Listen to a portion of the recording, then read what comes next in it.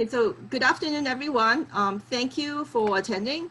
This is actually webinar number 5 since we started on the lockdown. Prior topics, we did financial planning, one for planning during coronavirus, another for small business owners, and then we have one on how to invest wisely during the period of uncertainty, student debt with the emphasis on the CARES Act, special tax deduction for the employer and employees, and zero interest forgiveness program. And today we're going to talk about retirement planning.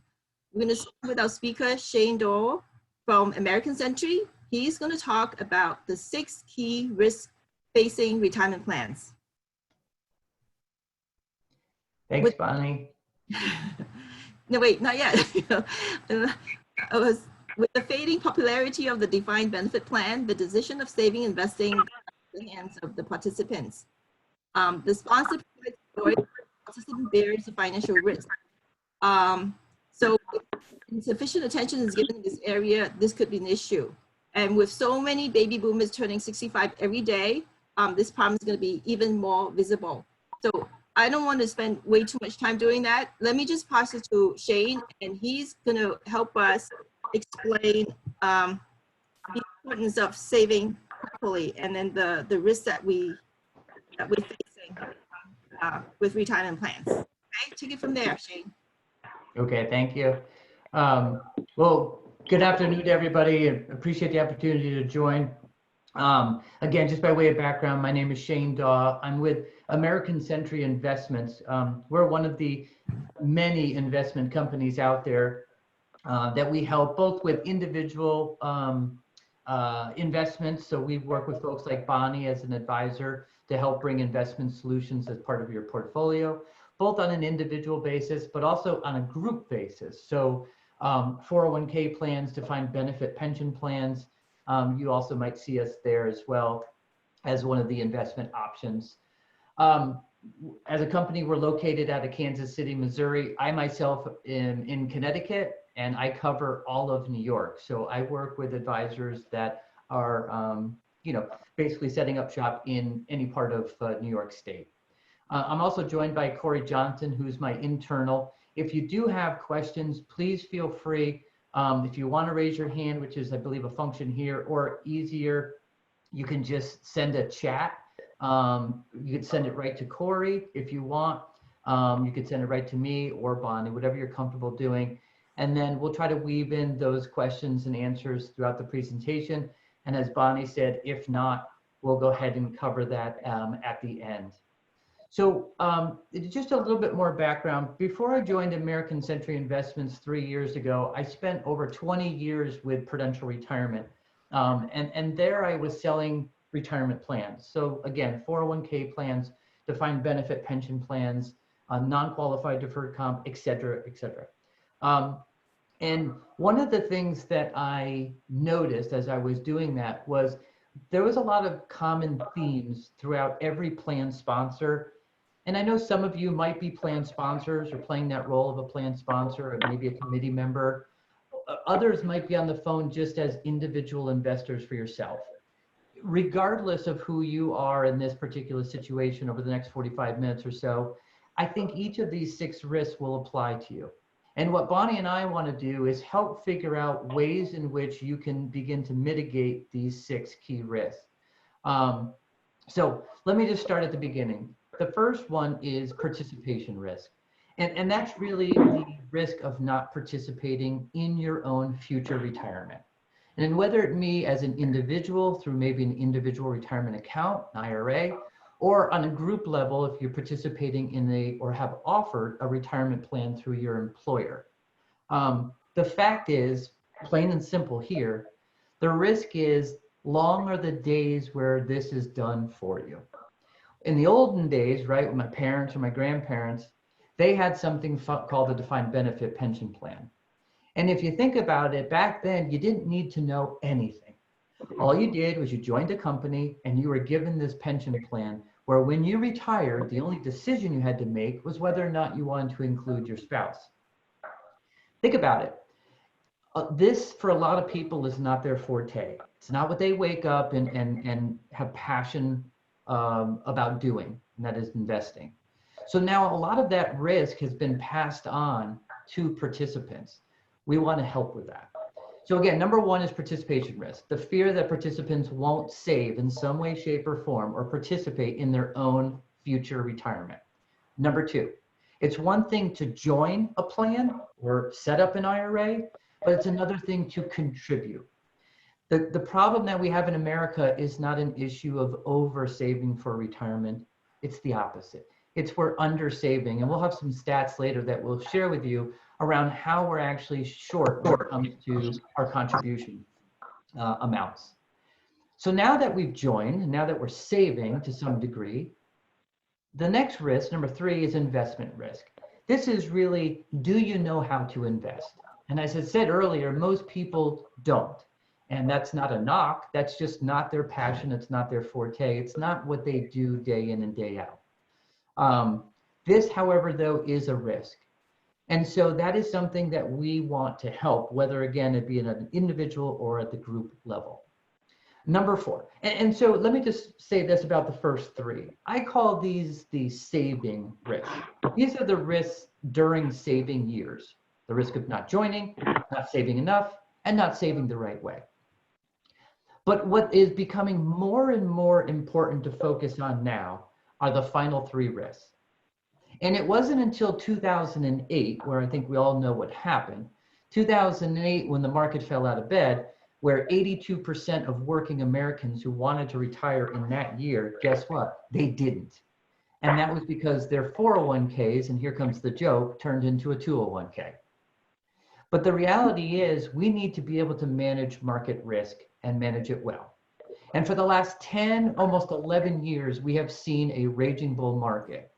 And in one hand, that's great, but we all know that the times will, if not have already begun to change, and the pendulum is switching and turning to now introduce again market risk. Our ability to save money, contribute, invest wisely or appropriately is all great. But if you don't manage the market risk, particularly as you get closer to retirement, we call this the red zone, 10 years prior to your target retirement age, that can have a bigger impact on everything that you've worked so hard to save thus far. So that's market risk. Number five is what we call conversion risk. There was a great commercial, and I forget who it was, but here's the commercial. It's quite cute, actually. It was a FedEx driver. He stopped in front of a house. He gets out with this basket, and in the basket is the bunch of golden eggs. And he walks up to the house and he knocks on the door, and the couple opens up the door and he says, here you are, congratulations on your retirement. And the couple, all proud, look at him and smile and say, thank you so much.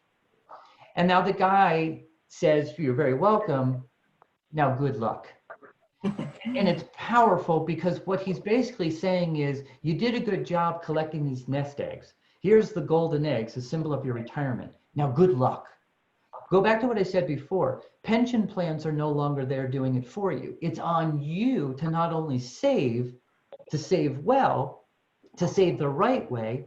It's also on you to make sure you manage the volatility of your savings and convert what you've worked so hard to save into what you need, which is income.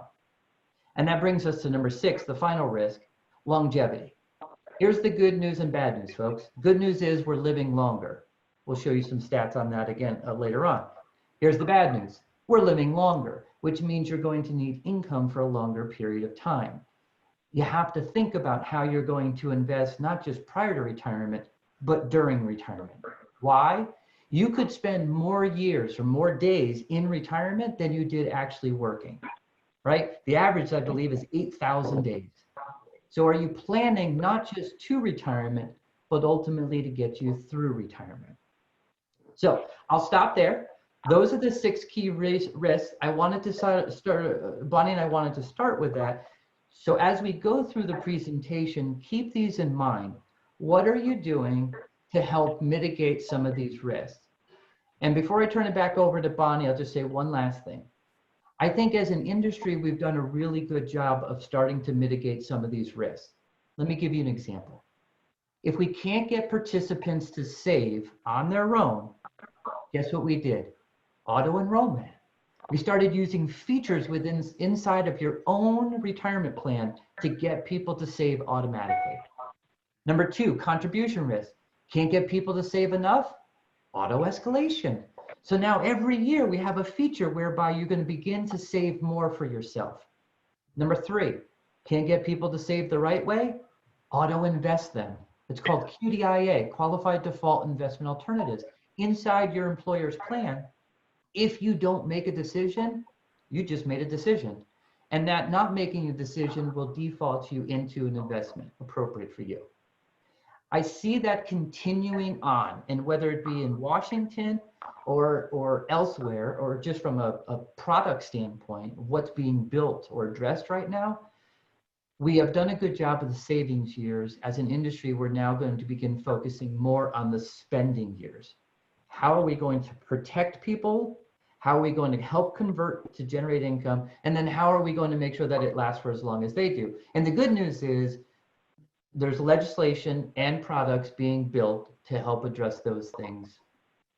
All right, so we'll start to touch on some of those. And Bonnie, I'll turn it back over to you. Well, thank you very much, Shane. You know, this is like actually the 3rd time, maybe in the 4th time I cover this topic. And every time when I look at it, it never ceases to amaze me how complex. You know, you think accumulation is complex, the accumulation is probably 10 times more. And I can't even afford to make a mistake, because when I talk about investing for the long term, so long as you get 20 years, 5, 10, whatever years, the market might come back. But when you reach retirement, every single decision is like a huge impact, and you might not be able to reverse it. So I thought, you know, that's something you should bear in mind.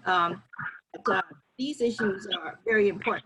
And the sooner you plan for it, the better it is. You know the choices, you know the kind of risk, and you plan for if there's any downside, you know, at least you have time to think about it. So I'm going to take like in-depth approach using a lot of numbers. So please bear with me. All right. So finally, retirement, okay? First part of our life, if you think that's difficult, okay, going to school, acquiring skills, and working, raising a family, time for myself.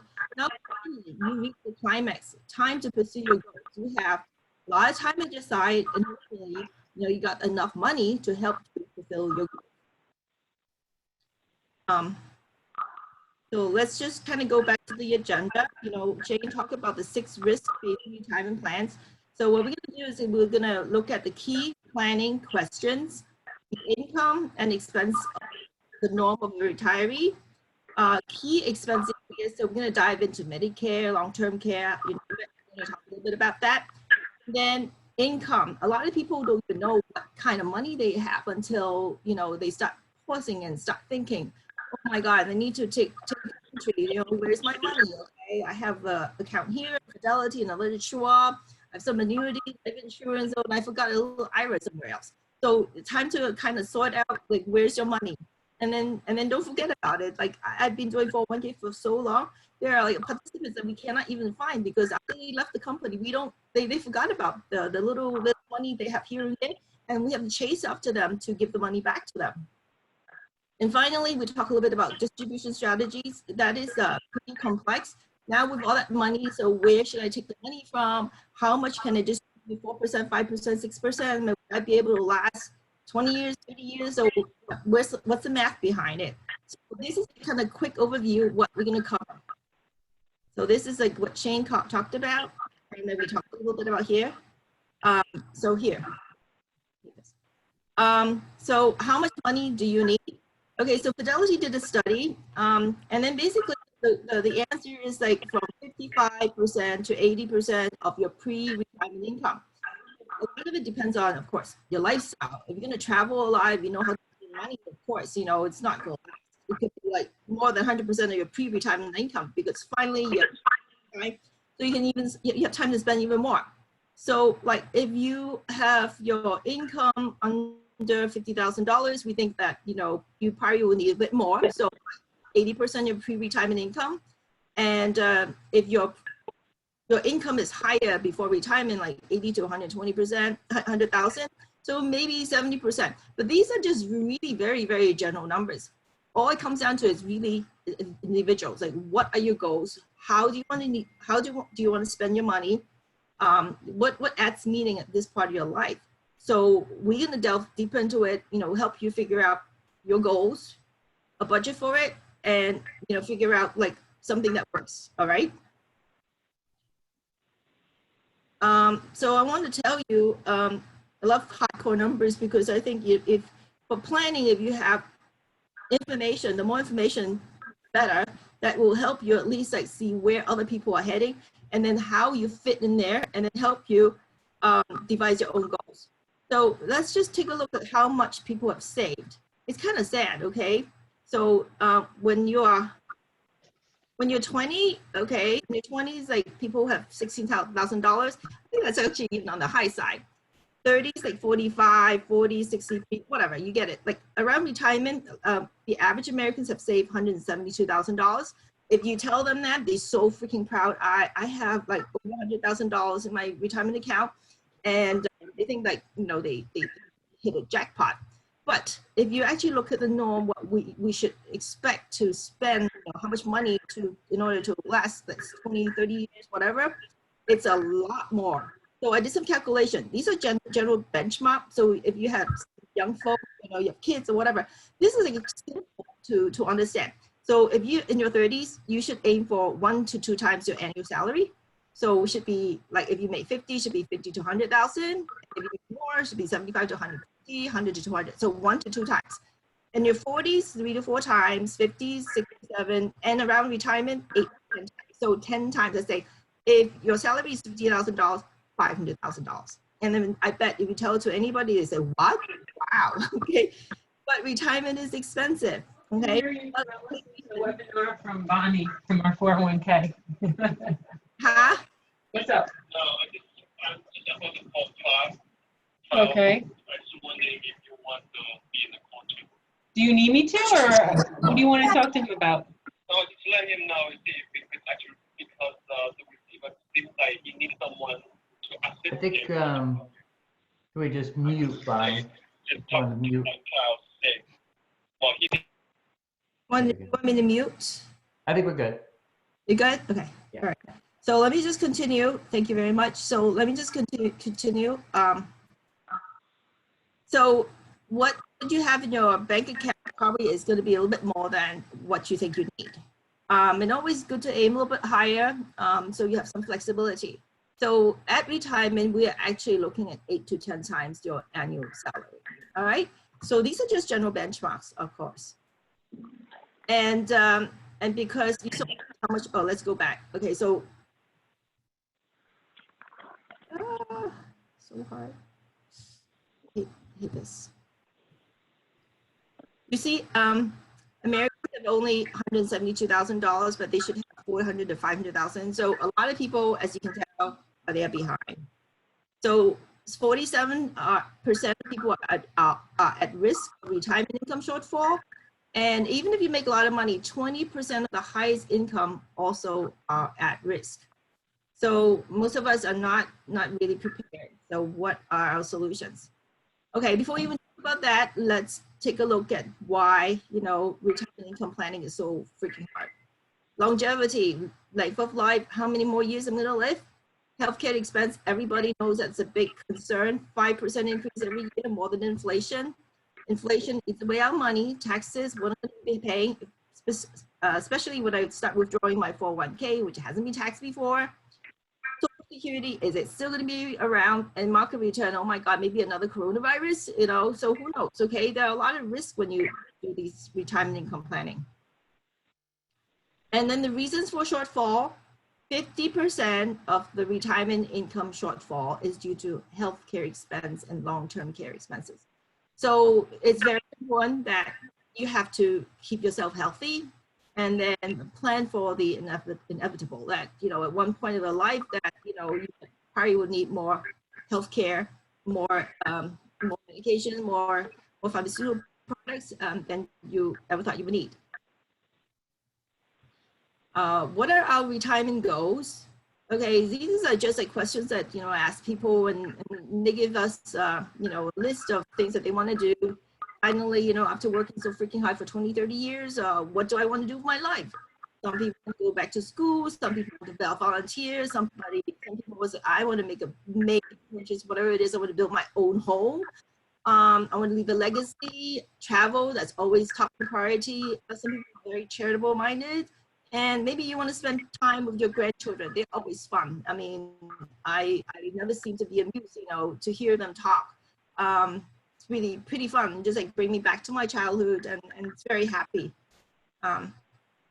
Okay, so at the same time, concerns. We talked a bit about that already. Taxes, inflation, market. Shane talked about market. We should, you know, what we're gonna do. And today, I think we're not going to have a lot of time to cover the products that will help us protect the downside.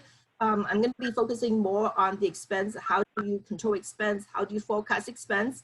And then maybe we'll have another session on the products that we have in the market to help you protect the downside and provide you the income that you're looking for, whether it's 4%, 5%, or whatever. Lack of guaranteed income product. And then, you know, for some of us, we have aging parents, so that's always like a heartbreaking situation, you know, not just money, but emotionally, you know, very, very taxing, or adult children, not quite independent, so more money. And at this point in time, because you're not working, the risk tolerance is not going to be the same. Increasing medical costs, longevity, outliving your assets, and uncertain interest rate environment. So these are our risks.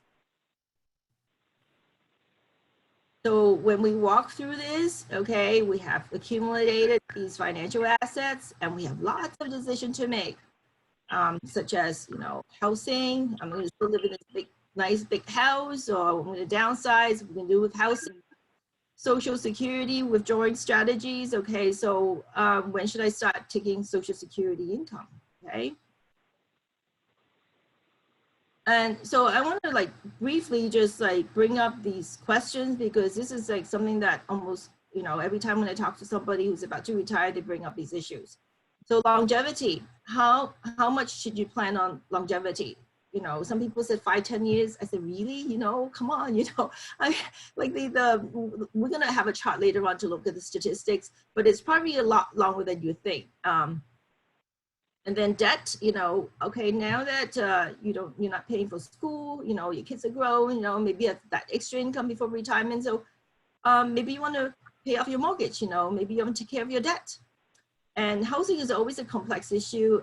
Later on, you're going to look at some statistics. Housing is expensive, okay? If you look at the retiree, how much they spend in housing, it's like 1/3 of the total expense. So how can you save money on housing? Downsize? Relocate to a cheaper state. Okay, maybe you stay with no income tax. How about that? And, you know, but as you age, you know, you might need some different type of housing. So how much it's going to cost. But a lot of people said that they do want to stay in their primary home because they can live in the environment, their friends are there, the kids are close by, and so forth. Travel, that's probably the #1 thing. You know, after you retire, a lot of people said that, you know, there's like a lot of like eagerness to go visit places they never have a chance, and while they're strong and healthy, they can travel, they want to do it while they're still kind of young, right?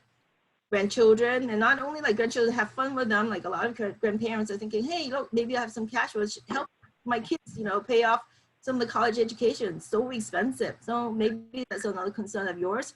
Healthcare, you know, should I buy long-term care? Should I not buy long-term care? There's always a debate on that. I'm going to look at that question again with numbers. And taxes and distribution. So, okay, I have taxable account, tax-free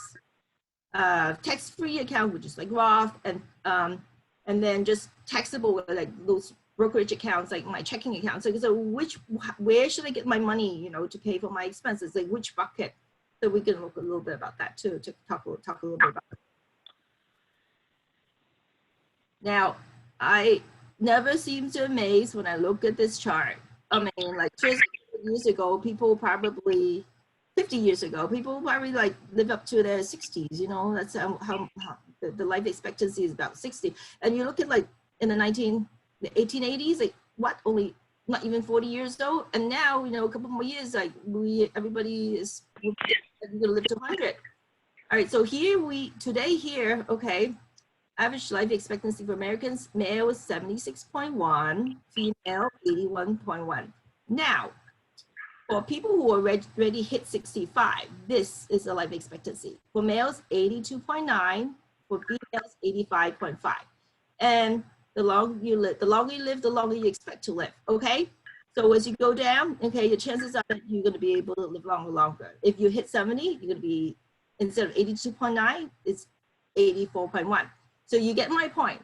And then the study is, the more educated you are, the longer life you get, because most likely so you're not in a very taxing type of like labor intensive environment, and you are smarter about your health, you seek help when necessary, you keep yourself physically fit, and so forth. So if you're well educated, if you're educated, likely so that you might even exceed this, okay? My dad is 91 years old. I just talked to him and he's working every single day. And he goes out and walk every morning. He gets up like 5, 6 o'clock in the morning. He does his round in the garden, and totally amazed. You know, so you might be living very, very long. Just never know.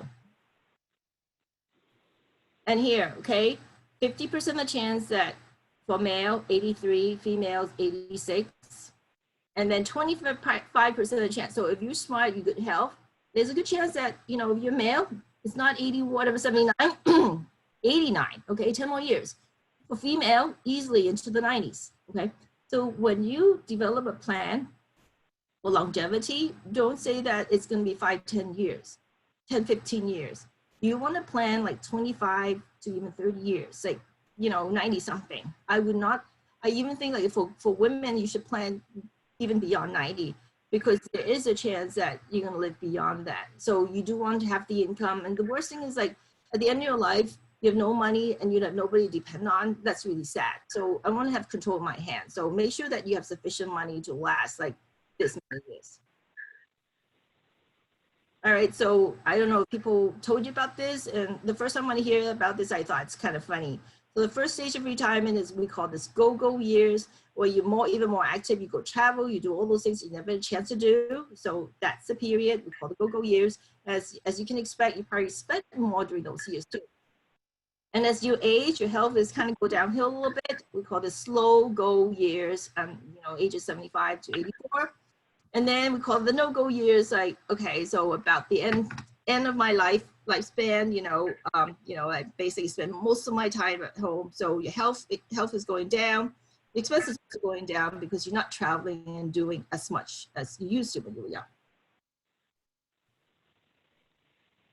And then every time when people show me a budget, it's like there's always that you can spend more. I mean, like, give me more money, I can think of ways to spend it. That's not a problem. So how are you going to prioritize? So you should have 2 budgets. Okay, one is for essential expenses, but basically expenses you have to spend to maintain your lifestyle, which is like rent, you know, healthcare, transportation, food, you know, that would be your first bucket. And then the other bucket would be your discretionary expenses, which would be nice to have. So you want to travel, you want to get your nice hairdo, fingernails painted, etc., etc. So those, it'd be nice to have to keep your life, make you happy, but you can always like do less of it, or not so frequent, or even cut it out for a brief period of time. So here, you know, this is how you rank it. Essential expenses, highest priority, and then you should always have some contingency fund. All right, so just in case anything, 50,000, whatever, you know, depending on your lifestyle, 3 to 5 months, 6 months, okay. So you should have some contingency fund. And then the discretionary fund, which would be the nice to have, the wants to travel, you know, all the stuff, like go out to eat, just spend time with your friends, and just make yourself happy with money. And then if you have money left over, then legacy fund, you pass it to the next generation. Okay, so this is the priority. So when you do your budget, make sure that you have, I mean, this can cross out when that year you don't have enough money. You can like wait for the next year. You don't have to do it every single year. So make sure that you label your spending properly. And then I thought this is just fun to share. They call the retirement spending smile. Okay. So basically, as you age, you're going to be spending less time going out and so forth. So it's going to drop. So this research is done by Blanchard. Retirement spending estimated to be 100,000 to begin with at 65, and then will drop 26% to around around your 80s, okay, early 80s to mid 80s. It's going to drop about 26%, and then it's going to go up again. I'm pretty sure you know why, right? Healthcare expenses, it goes up. Okay, so it will in the beginning you spend, make yourself happy. It drops because like you more homebound. And then go up again because of medical healthcare spending. That's called the retirement spending spiral. Now, this is public data, okay? This is like average expenditure of retirees. This 2014, this is another one for 2017. You can probably find another one later on for 2019, but it's not published yet. But the percentage is basically still the same. And I want to highlight and talk about just like mainly like two items.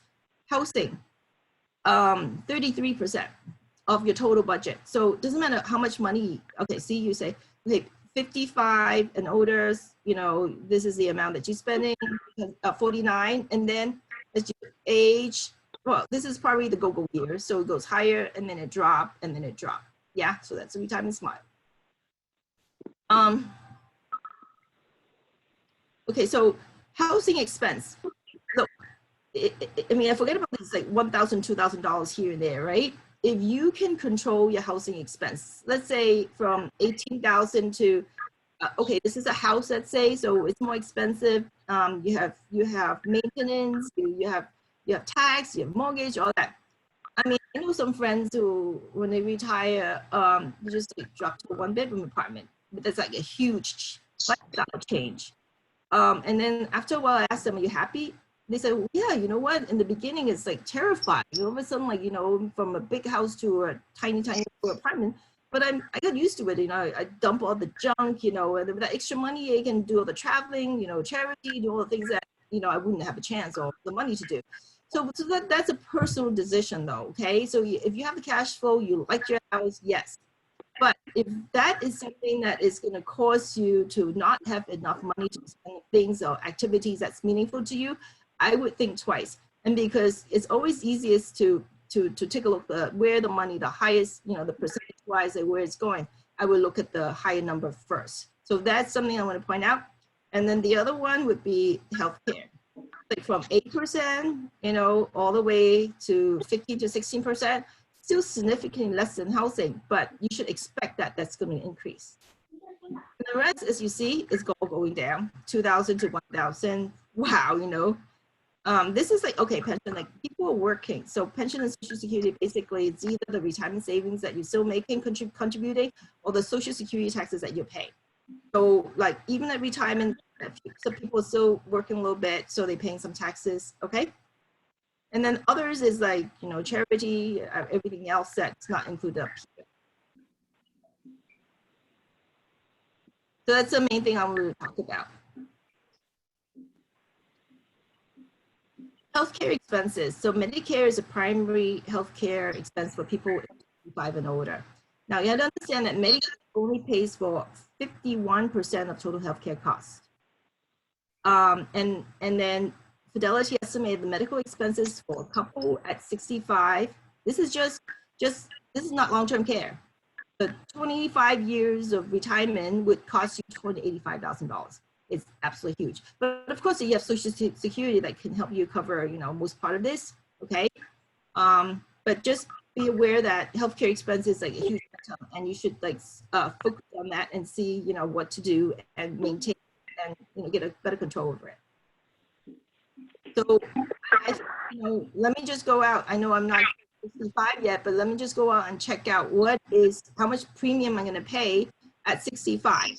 So unless you make a lot of money, you know, if your income is under $87,000, the Part B is like, Part A is hospital free, okay? Part B is doctor's visits.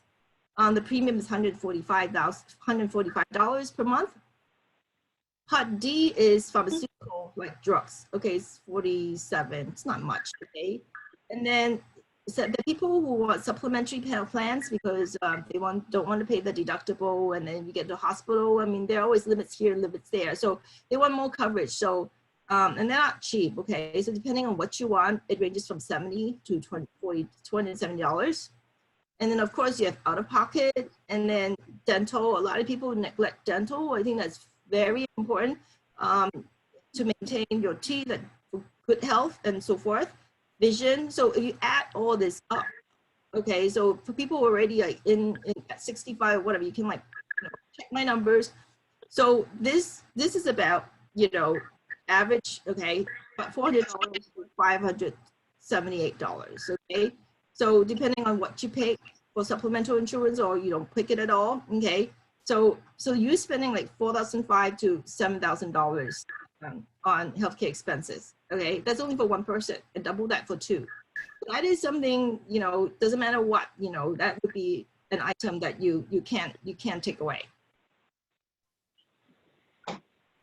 And the other interesting thing is, like, I just thought, so where's the money going, right? So this is unfortunately not 201, but that's I can find. So long-term care, wow, 1,000, that's 32%. See, like when you reach, age 80 something, 等一下，我再过几分钟就好。再过。 most people, okay, when they get admitted to long-term care, when they start using long-term care, is in their 80s. 我再过几分钟就好。 All right, so it's 32%. And then medical providers, 22%, prescription drugs, 21%, home care, outpatient, inpatient, and so 5,004, okay, that's average out of pocket. So it's like kind of close to what I have here, right? It's like right in the middle, okay?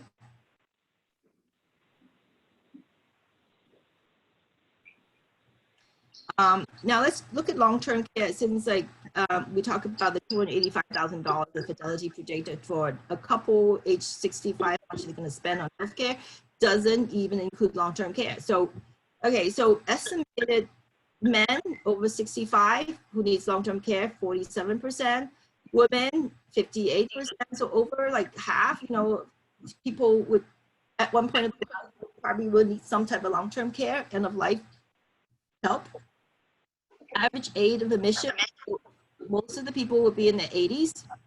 Number of years for men is 2.2. Number of years for women is 3.7. Why I put it here is because when you buy long-term care, make sure that you got sufficient coverage. Like for women, you probably want 4 years, and for men at least 2 years, right?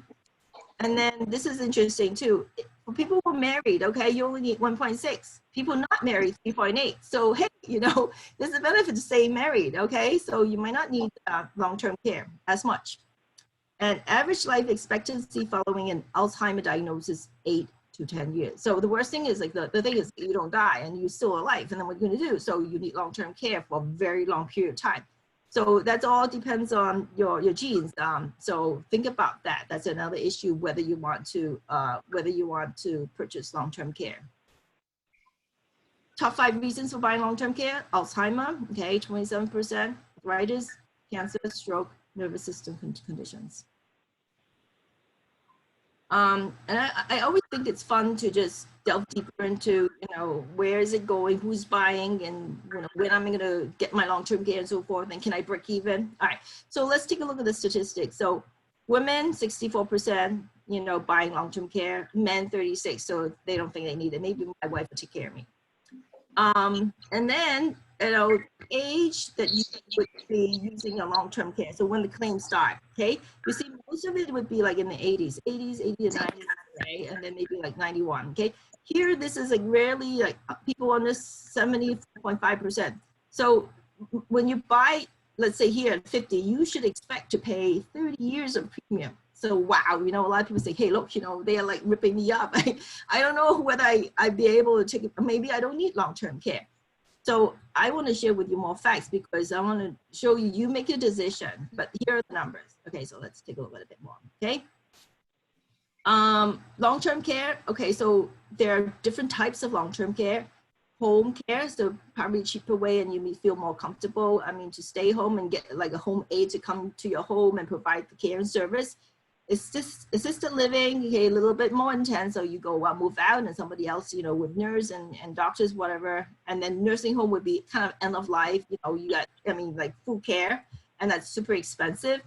And then so how the money is going to be spent. So like 50%. So most likely if you need long-term care, you might be here, home care. And at the end of the life, maybe here nursing home. All right. So that's why I want to share this with you. And this is like where it ends. So it doesn't change much. Still like home care, assisted living, nursing home a little bit lower. Of course. And the other reason is because they're a bit more expensive too. Now here's the math. All right. So let's say you're age 50.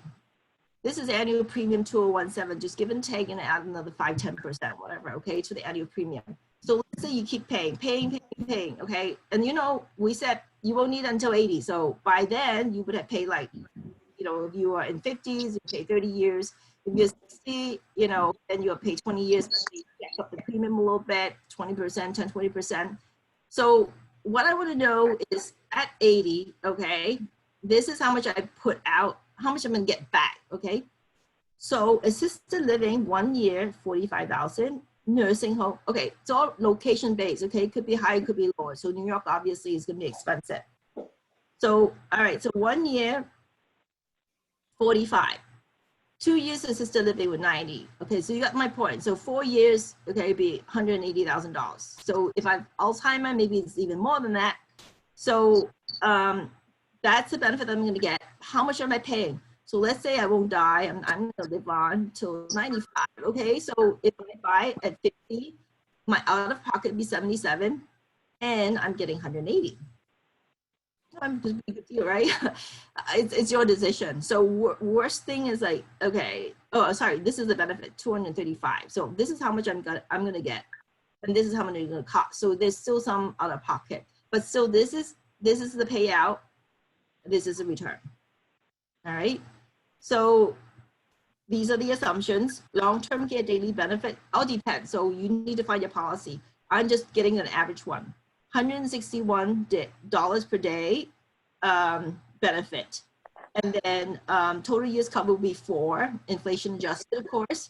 And the assumption here for home care is $131 per day. So if it's home care, remember the 50% people staying at home, that $161 a day would totally cover, well, the home care would be 131, the benefit would be 161. That will totally cover the home care costs. So these are the ones that are more expensive, but if I can just get somebody to come home, prepare my meals, you help me figure out like the pills that I'm taking, and then, you know, this and that, you know, take me out and show me how to exercise, that so forth. You know, that is what's coming from the home care visits. So you decide, okay? A lot of time I think, you know, whether you buy long-term care has to do with your genes, your health, okay? And then whether you have the extra cash flow. If you don't have the extra cash flow, forget it. This is part of your luxury. Now, if you want to buy it early. Reason why? You look, the decline rate. Okay, so even at 49, you know, 16%, if you want to buy, I'm not going to admit you. I'm not going to take your money. And then when you reach 60s, you know, 32.5% rejected. And then when you're in your 70s, like almost, I mean, 50% of people say, you know, sorry, I'm not going to take your money. So most people actually buy it between the 50s and 60s. So if you want to do it, you do it now. And obviously the government also know that long-term care is expensive, so they give tax incentives. So these are the deductible item on your premium. So ours is like 1,700 something. So out of that, depending on your age, so 50 to 60, so all that would be deducted. How about that? You know, close to 100%. So 60 to 70, you know, no more than 4,220. So that's what they're trying to do. You know, you spend the money because they want to cut the expenses. So they're gonna give you some tax advantage. And then Hey, Bonnie. yes.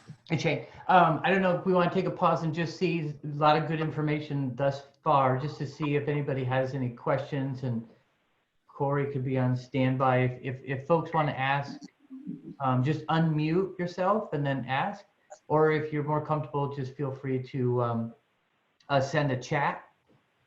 Again, you don't have to do it now, but I figure we just take a pause and just see if there's any questions out there. And if not, we can continue. Sure. Yeah. All right. Let's continue. You can always send me, if you got my email, you can send me questions. So let me just continue. So another option is Medicaid, which a lot of people thought, okay, so end of life, long-term care is so expensive, I can't afford it. So let's do Medicaid. Actually, Medicaid pay for 50% of the long-term care. And depends on where you live, there is called spend down policy or income state, spend down state or income state. New York is spend down, New Jersey is income. So one is that you have to spend down your assets, okay, until you qualify. Income state is that you're only allowed to keep a very small part of your income for yourself and your spouse, and the rest goes to medical expenses. And so what happens with the extra assets? You must transfer them to somebody that you trust, and there's a 5-year look back, meaning that you had to do it 5 years before you tap on Medicaid and be approved for it. If not, then there are penalties. I'm not gonna go too deep into it because this is a very complex issue, and most likely so you need an attorney to help you do all the document drafting and so forth. But make sure that you understand, what I want to make sure that you understand is like there's a 5-year look back period. So you'd have to do it when you're young, when you're healthy. When something already happened, when something happened, it might be a bit too late. So be mindful of that. Okay, so now let's take a look at the income sources. We talked enough about expenses, Medicare, and long-term care, and so forth. So here is the major income items: Social Security, pensions, 401k, and then personal savings, stocks, bonds, real estate, life insurance, annuities, and work and retirement. Because we talked about it over and over again, 50% of people would not have sufficient money to retire. So what are they going to do? They have to pick up a part-time income or something. And I don't think it's a bad thing, because you do want to get involved with the community. It's kind of boring, your friends are all working and you don't know what to do. You can't keep traveling all day long. It's kind of boring. So what if I, work a little bit, but I don't want to kill myself. I want to have time to enjoy my life. So that's certainly something, particularly when you have skills, when you just started retirement, so you have good skills. Think about what you can do to pick up, $1,000 or $2,000 here and there. Any of that would be very helpful to mitigate, to lower the expenses. Like travel, you love to travel, $1,000 to $2,000, and you can go to a lot of places, right? And then home equity, most of the retirees' equity money is in the house, because they buy a house and they start paying off the mortgage. So a big part of their assets is in the home. And this is the allocation, okay? When you want, where the money is coming from to pay for the expenses.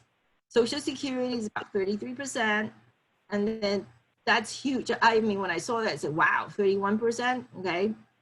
Retirement plan, 18%. So your 401k is pretty low, 18%, okay? And then personal investment savings, 10%, and then others. So maybe you have an inheritance, like a rich uncle or whatever.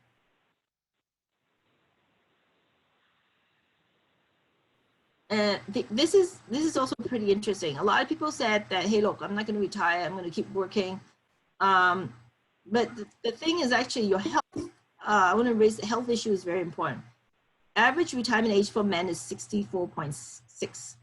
Okay, age 64. I mean, not even 65. Woman is 62. So why is that so? A lot of times it's because of health reasons, or maybe you have a family member like your dad or mom, somebody you're going to take care of. So particularly for women, they will probably start, maybe they get early to take care of family. Or they just get job eliminated in this very competitive environment. Here, okay, so the average age of retirement for men and women from 1962 to 2016. So it's like for men it's around 65 years. It go down a little bit, but it went back up again. And for women, maybe because also like the participation in the workforce, it start growing. So for women it's still a bit lower, but it went up quite a lot as a trend, historical trend.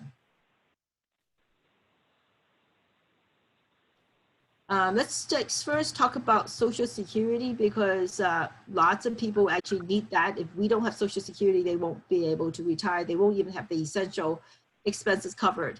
So we said 33% of the total retirement income is coming from Social Security.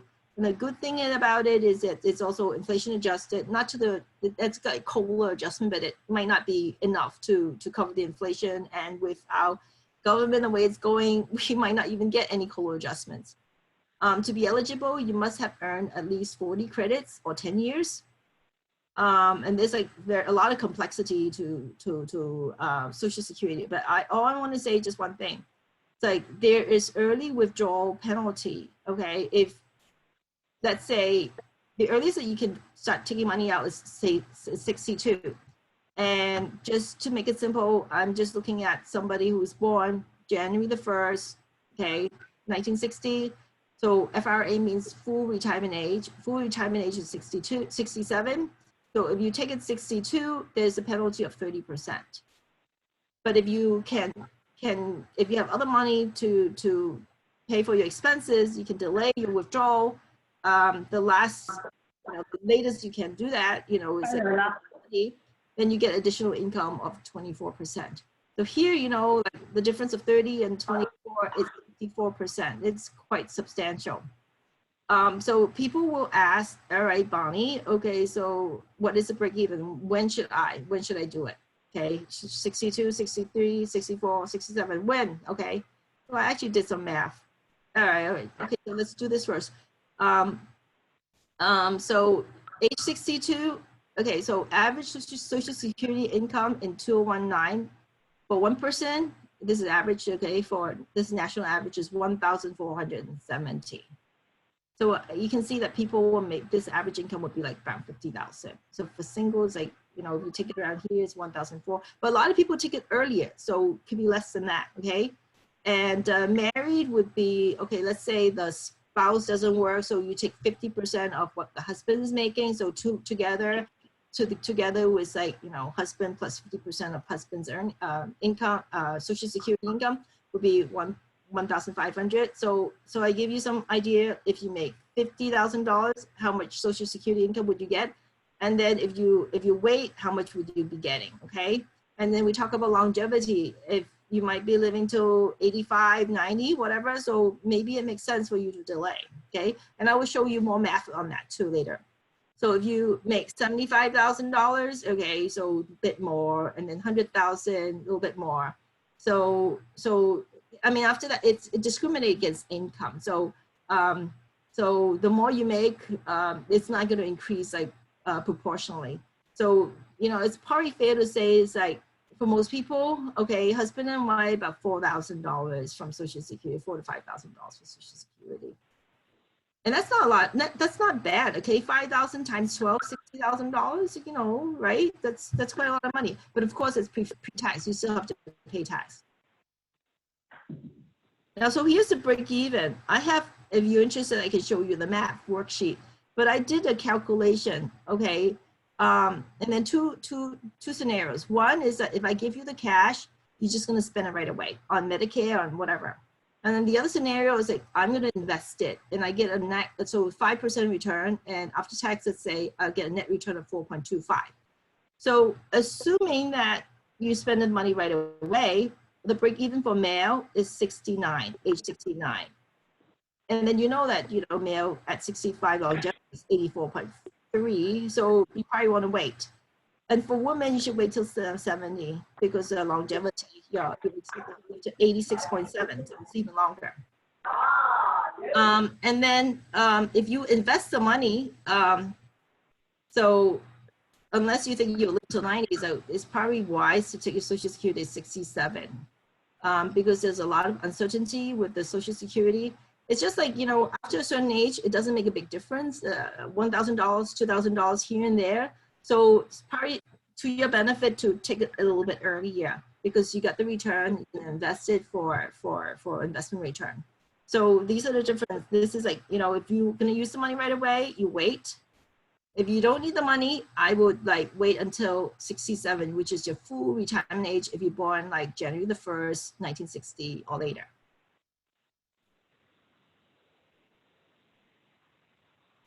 Home equity, I'm going to just kind of touch on it a little bit because this is another very complex topic. Largest asset on retirees' balance sheet. 55% of Americans' net worth. So half your net worth is tied to your home equity. I'm not surprised. Let's say your home is 500,000, you paid off half the mortgage, so 250. Yeah. 90% of age 65 wants to stay in the current home as long as possible. But like what I said before, everything has a cost. Okay. So while you're young, I mean, like if I'm like 70, 80, I might not want to move. But when I'm young, you know, before I'm tied to down to my house, you might want to think about downsizing, get rid of your mortgage, so you can have your housing expense. That's something we're thinking about. There's reverse mortgage, and kind of expensive. So, and then you can't leave the house, and then there's like some other requirement. You have enough home equity there. You have to be at least 62 or older. We talk about downsizing at the end. And then when you're a bit older, you probably want to move in with your relatives, because it's kind of scary to live alone. And sometimes, you know, with the cognitive decline, I don't even think it's very safe. You might be, some people might take advantage of you. This is like probably the last part already. So we have 4 more minutes. So distribution strategies. So everybody heard about the 4% rule. So it doesn't matter whether market goes up, market goes down, you take 4%. So market goes down, I spend less. Market goes up, I got more money. And the other one is like time-based, so short-term, medium-term, long-term. So you put your money into 3 buckets. So, and then long-term, higher risk, so high return, medium risk, return, short-term, low risk, low return. So that's another way. So it depends on when I need the money, I separate them into time buckets. And then the last one would be, we talked about this too, essential versus discretionary. So essential expenses, you want to make sure that that's covered, so low risk. The discretionary expenses, you know, I want to maximize, but you know, if I don't go to Europe this year, it's fine. So higher risk for higher return. So these are 3 different ways of distribution. And I tell you, this is the easiest, systematic. And also it has the highest return, because I am not putting anything into lower risk, you know, short-term risk. Everything is like whatever to maximize my return, okay, given your risk profile. So the study is that this is the easiest, and most financial advisors actually prefer this just because it's easier to control.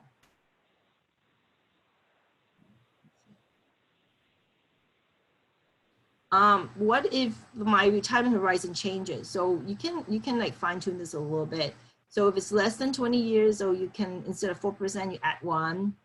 30 years, then it's like we talk about 4, maybe 4.5. Okay, so you can take this distribution. So I have 100,000. I take 4%, it'll be 4,000. Okay, so that's how it works. And if it's longer than 40 years, then you lower it by another 0.5%, so 3.5%. So you kind of like, you get it. Okay, so if I'm gonna need the money for longer, so don't take so much. That's basically it. And then, so how do you invest? Okay, so for 30 years, so let's say that's the norm. Okay, it's 40% equity, 60% fixed income. So more, I would say I think this is 40 years. Okay, so 50%, so more equity, and then 50 to 70% equity. So more equity and less fixed income. In 20 years, you can be safer, 30% equity. Okay, 70%. So you play with this, and I would advise that you talk to your investment advisor to figure out how to distribute the money. A lot of it, you know, I would think, you know, once you have your Social Security, take care of your essential expenses, and then the discretionary, you are just using your retirement, your other personal savings, to fund for your discretionary expense. Then it shouldn't matter if it fluctuates a little bit more. So very important is like, look at your Social Security income, go back, take a look at that. If it can pay for your essential expense, your housing expense, food, and also your healthcare, then I wouldn't be so bothered by the other, how I invest the income. I probably would want to drive for higher return, but that's only my perspective. So if you're more risk averse, so you should check it out with your investment advisor. Okay. And then finally, you know, withdrawal strategies. So we have 3 different accounts. 401k. So when you take money off from 401k, you pay ordinary income tax. Roth, so you pay tax before, so when you take it out, no tax. And then the regular taxable account, so your checking account. So when you invest money, you get paid capital gains tax and dividend tax or interest. So like when I got this money, what is the order of withdrawal? So where should I get my money first? Okay, that's the question. Oh. Okay, so strategy one would be take it from Roth, 401k and then taxable. So take it from the tax deferred, the money I don't have to pay tax first, or taxable, tax deferred, tax exempt. Then strategy three is you arbitrage. Of course, I mean this is like kind of like easy answer. Of course, you arbitrage. So what you do is that when your tax rate is low, you take it from the 401k and then you pay tax. But then because you have lower income, you pay lower tax. And then when your tax is high because you have like, well, I don't know, you have like other income, you got inheritance, you're working, you whatever, okay? So you want to take from your, when your tax is high, okay? So you want to take from taxable, well, you want to take from your Roth, or taxable account means like your checking account, the account that you already pay tax on. So your Roth, the money in your Roth can continue to grow. Okay, so this is a winning strategy, strategy three. So it takes a little bit of work, a little bit of thinking, but if you can minimize your tax, it's always a great idea. And this is like, for you later on, when you start preparing, this is almost done. This is just like showing you the worksheets that we got. So how do you prepare your income and expenses, all right? So discretionary, non-discretionary. And this is where investment assets, just to give you a list so you won't forget about like where your money is. All right, so write it all out. Okay, so that's your money, that's your assets.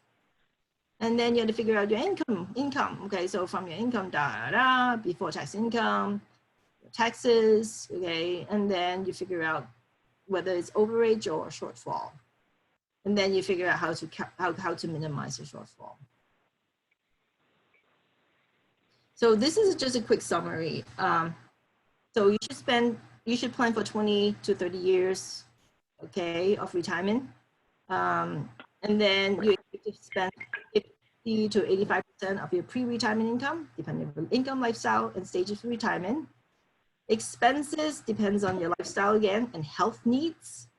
Think about housing because it's the largest item, okay? Downsize, do you really need that house? And then all expenses decline as we age except medical expense. So that's big. If you can afford long-term care, not a bad idea. But if you do it, if you want to buy it early. And the average medical expenses for a couple is about $280,000. This is just to scare you. I think Fidelity wants to scare you. Income. Okay, so if you don't need the income and you have other sources, so delay your withdrawal. If you're investing it, okay, then you might want to do it at 67.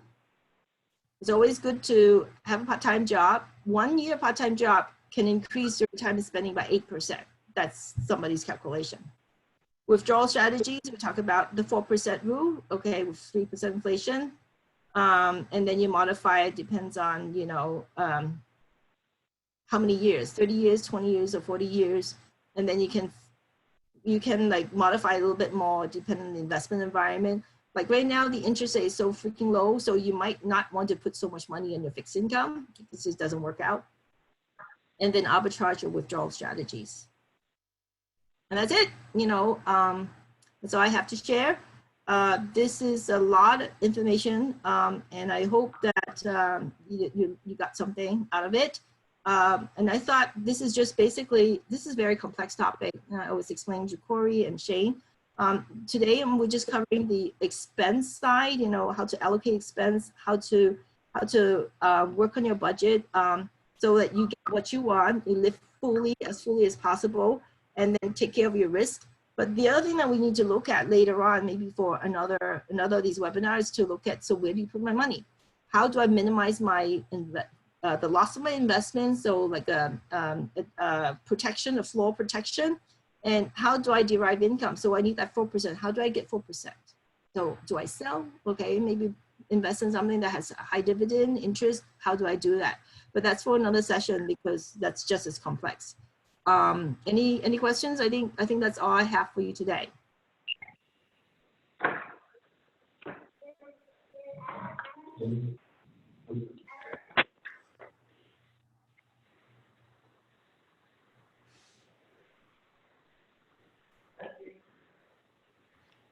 Hey, Bonnie, I know you asked a question earlier about other topics, so just to reiterate, if folks have other ideas, topics that they wish to discuss, to let us know. I will throw out one idea, and people can react to it via email or whatever. We do have, American Century actually has a presentation that Bonnie and I could deliver called Raising Financially Aware Kids. So one of the things, this is a lot of information for us, and we're learning it and hearing about it later in life. One of the things I think that we need to start focusing on is kids and getting them, we talk about student loan debt as an example, as a huge issue in this country. Well, if we talked about what debt was and how to manage that earlier on, would that be, less of a problem as an example? So just the basics, it's tailored towards younger kids. And it's, now that we're home, a lot of us have been homeschooling, though it's summer now. It is a great topic that we do have and can make available. We make it interactive. There's a book, there's a workbook, there's online resources, etc. So that's one idea. And then the last thing that I would reiterate is this. For those of you that are running a 401k plan, if you're part of a committee member, the other thing I would ask you to do, and Bonnie obviously is a great resource for you to ask these questions to, is your plan set up the right way? Whether you're working with Bonnie currently or not, these are questions you should be asking. Your plan and the way that it's shaped is obviously for hundreds, if not thousands of participants. And so that is one thing that you can do to take a quicker look. As an example, and I'll leave you with this, less than 50% of 401k plans out there actually have distribution options. So there you have it, where you're actually creating a great savings vehicle for people to help accumulate dollars. But yet when they go to separate service or retire, less than 50% of plans out there even have distribution features. So that's something that we're looking at as an industry to make sure that these are not just savings plans. In order to be a retirement plan, you've got to help people save and spend. But if the plan isn't set up correctly, you can't do that. So again, we appreciate your time. If you have any questions or ideas for future conversations, please let us know. Thank you, Shane. All right, Take then. care. Yeah, we exceeded our time already, so thank you for attending. And once the recording is ready, I'll send it over. Thank you.